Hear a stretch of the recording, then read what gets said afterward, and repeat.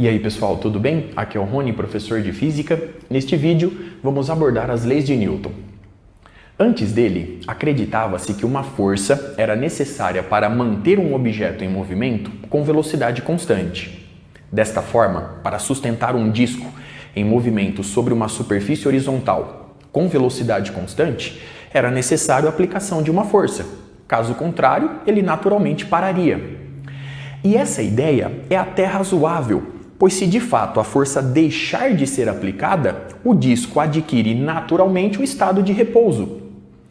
No entanto, essa ideia não se sustenta.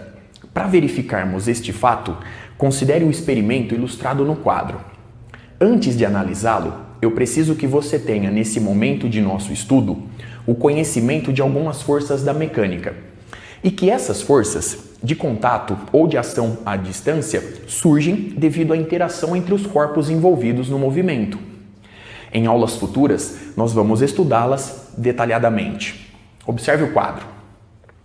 Imagine um bloco apoiado em uma superfície inclinada de um ângulo θ em relação à horizontal. Essa superfície foi perfeitamente polida, de forma que a força de atrito possa ser desprezada. No instante t0, o bloco parte do repouso e, a partir daí, escorrega sobre a rampa, aumentando sua velocidade. Ao chegar na base da rampa, no instante t1, ele adquire velocidade v.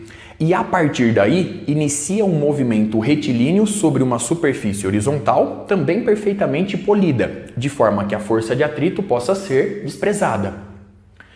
A partir do instante t1, as únicas forças que atuam no bloco são a força-peso, devido à interação do bloco com o planeta Terra, e a força normal, devido à interação do bloco com a superfície horizontal de apoio.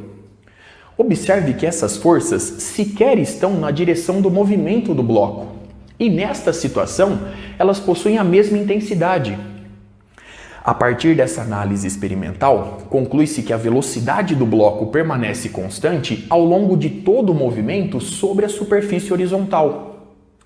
Logo, conclui-se que, primeira lei de Newton ou lei da inércia, todo corpo ou partícula persiste em seu estado de movimento retilíneo e uniforme ou de repouso, em que o repouso representa um caso particular no qual a velocidade permanece constante igual a zero, a menos que seja compelido a modificar esse estado pela ação de uma força resultante diferente de zero.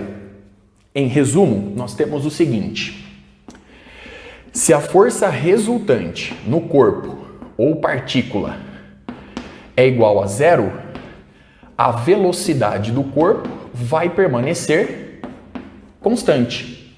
Observe o caráter vetorial da velocidade aparecendo aqui. E com isso, ou esse corpo se encontra em repouso ou em movimento retilíneo e uniforme. A volta também é válida. Se o corpo estiver em repouso ou em movimento retilíneo e uniforme, ou seja, se sua velocidade permanece constante, nós podemos afirmar com certeza que a força resultante sobre o corpo é igual a zero. Muito bem, observe a primeira lei ou lei da inércia. Dando sequência.